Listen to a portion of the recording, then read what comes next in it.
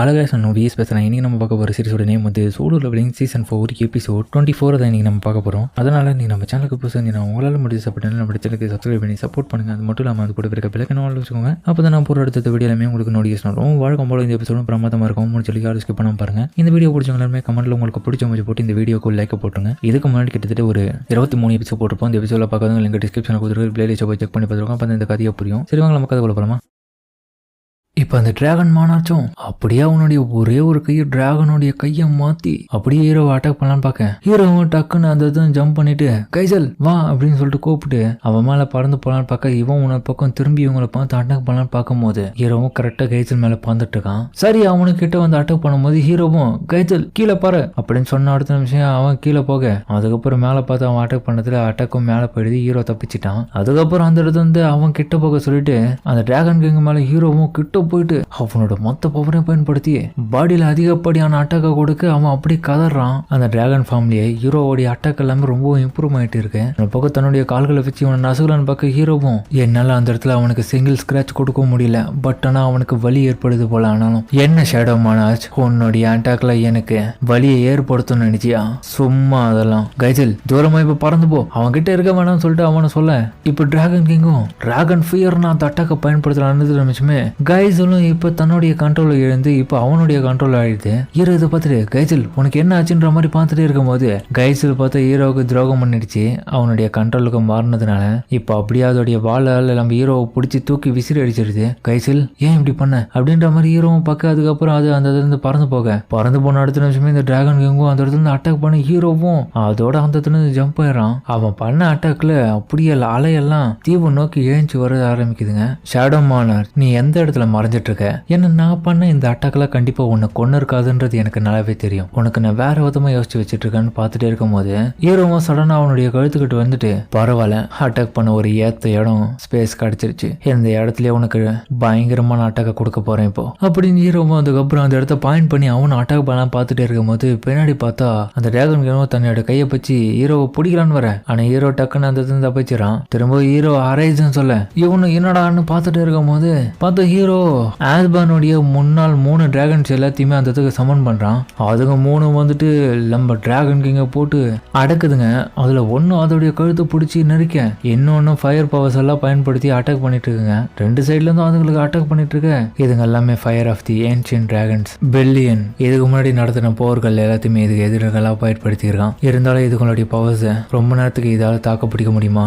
அந்த மாநாட்ஸ் எப்படியாச்சும் அடக்கணும். கண்டிப்பா இந்த ஒரு சண்டையில இதுங்களை நான் பயன்படுத்தினால அவனை தடுக்க முடியும்னு எனக்கு நம்பிக்கை இல்லை. நான் இன்னமும் ஸ்ட்ராங் ஆகணும். எனக்கு இன்னமும் பவர் தேவை. அப்ப நான் இவனுக்கு ஏற்ற மாதிரி நானும் மாறணும். அது போல எனக்கும் ஒரு பிரம்மாண்டமான மலை லெவல்ல ஆர்மர் ஒன்று எனக்கு தடுக்கிறதுக்காக இருந்தா என்னோட கையாலேயே இவனை கொண்டுடவே ஈஸியா. ஒரு நிமிஷம் இரு ஆர்மர் நான் சொன்னேன். அப்ப நான் இதை ட்ரை பண்ணி பாக்குறேன்னு சொல்லிட்டு அதுக்கப்புறம் தன்னுடைய உருவத்தை கொஞ்சம் கொஞ்சமா மாத்திக்கிறான். இன்னொரு பக்கம் நம்ம கிங் டிராகனும் அவன் கழுத்தை பிடிச்சிருந்த அந்த டிராகனையும் அழிச்சிட்டு நீ என்ன இந்த லோ ஷேடோஸ் எல்லாம் வச்சு என்ன டிஃபீட் பண்ண முடியும்னு நினைச்சிட்டியா மானார்ச் அப்படின்னு பார்த்துட்டு இருக்க. அவன் அதிர்ச்சி ஆகுறான். என்ன இது இவ்வளவு டார்க்னஸ் ஆன பவர்ஸ் எல்லாம் எப்படி இது வந்துச்சு? ஒருவேளை இவன் அதுக்கு தான் ட்ரை பண்றான்னு நினைக்கிறேன். என்னடா திரும்பி லூசத்தனமா பண்ணிட்டு இருக்க இந்த ஆர்மர்? ஹீரோவும் என்னால இப்போ பவர் ஆஃப் தி டார்க்னஸ் உடைய ஆர்மரை இப்ப பயன்படுத்த முடியும். ரொம்ப பெரிய லெவல்ல பயன்படுத்த முடியும். இதுதான் டார்க் ஆர்மர்டா அப்படின்னு ஹீரோவும் கொஞ்சம் கொஞ்சமா தன்னுடைய உருவத்தை மாத்துறான். தக்காளி அவன் ஈக்குவலுக்கு பயங்கர லெவலா இருப்பான். பெரிய உருவம் மாட்ட எடுத்துட்டு இருக்கேன். இன்னொரு பக்கம் அந்த டிராகன் கிங் இதுக்கு வாய்ப்பே இல்லை. இவன் என்ன இப்படி மாறிட்டான்? கிட்டத்தட்ட அந்த ஷேடோ மானார்ச்ல மட்டும் தானே ஒரிஜினலா இந்த மாதிரியான ஒரு ஃபிராக்மெண்ட்டை பயன்படுத்தி இந்த மாதிரியான விஷயங்களை கட்டாயமா பண்ண முடியும். இவன் வெறும் வசல் மட்டும் தானே. இருந்தாலும் இவனாலேயே எப்படி இந்த மாதிரி பயன்படுத்த முடியுது? இது வாய்ப்பே இல்ல. அப்பனா இவன் டெத் ஆஃப் தி பவர் இது இந்த பூமியில சமன் பண்ணிருக்கான். எனக்கு நல்லாவே தெரியுது. கண்டிப்பா இவன் ஒரு நார்மல் ஹியூமனே கிடையாது. நான் பார்த்ததுல இவனும் ஒரு பவர்ஃபுல்லான ஆளுன்னு சொல்லிட்டு இருக்கும்போது ஹீரோ பார்த்தா அவனுக்கு இப்ப அந்த டார்க்னஸ் உடைய பவர்ஸ் எல்லாம் ஒன்னு சேர்ந்து இப்ப ஹீரோவை பார்க்க வெறித்தனமா இருப்பான். இவனால எப்படி அந்த பவர் ஆஃப் தி டெத்ன்னு சொல்ல போறத எக்ஸலண்டா பயன்படுத்த முடியுது. ஹீரோவும் உண்மையிலே இது நான் தானா அப்படின்ற மாதிரி ஷாக்காவே எனக்கு தெரிஞ்சு இதுதான் ஷேடோ மானார்ச் ஹாஸ்பானோடைய முழுமையான உண்மையான பவர். இப்போ அது எனக்குள்ள வந்துருச்சு நல்லாவே தெரியுது. என்னோட பாடியில இருக்கிற இந்த பவர்ஸ் ஒரு முடிவில்லாத டார்க்னஸ் உடைய பவர் எனக்கு நல்லாவே தெரியுது அப்படின்னு ஹீரோவை யோசிச்சுட்டு இருக்கும் போது இந்த டிராகன் கிக்கும் எனக்கு நல்லாவே தெரியுது. அப்பனா கண்டிப்பா அந்த ஷேடோ மானார்ச் உன்னை சூஸ் பண்ணதுக்கான காரணமே நீயும் அந்த சாவுன்ற ஒரு விஷயத்துல நிறைய முறை அதை போராடி மீண்டு வந்திருப்பேன். அதனாலதான் இது எல்லாமே உன்னால சாத்தியமாயிருக்கு. இதனாலதான் எனக்கு புரிய வந்தது ஏன் உன்னை ஷேடோ மான்ஸ்டர் ஆஸ்பான் இந்த பவர்ஸ் எல்லாம் உனக்கு கொடுத்து சூஸ் பண்றன்றது.